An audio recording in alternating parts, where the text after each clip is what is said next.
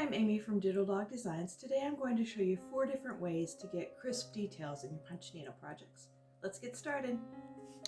I have quite a bit of small pieces of weaver's cloth, so I have sewn them together and I am punching small projects. I have a post that talks about different things you can do with small pieces of weaver's cloth. I will link to that in the description below.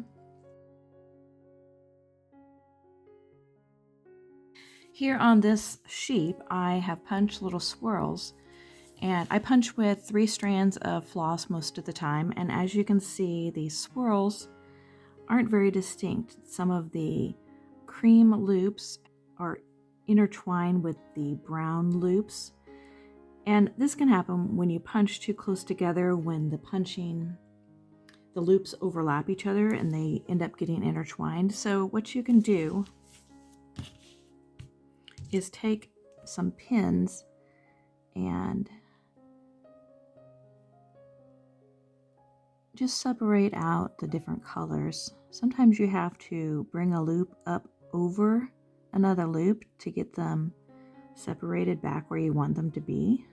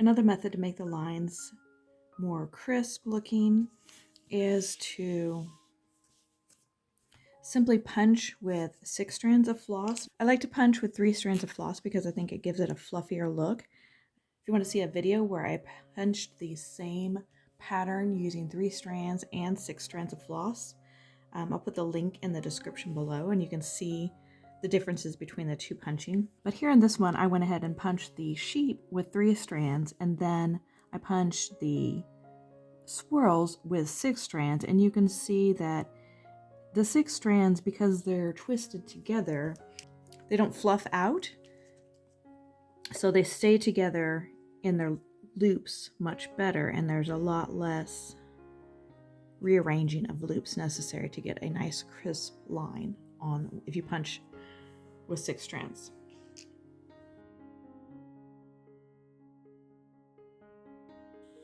Another way to get a nice crisp dot is to use French knots.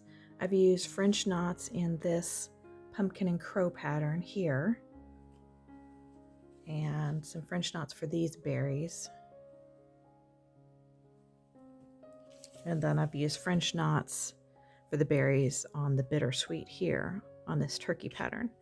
And I'll put a link in the description below for all of these patterns.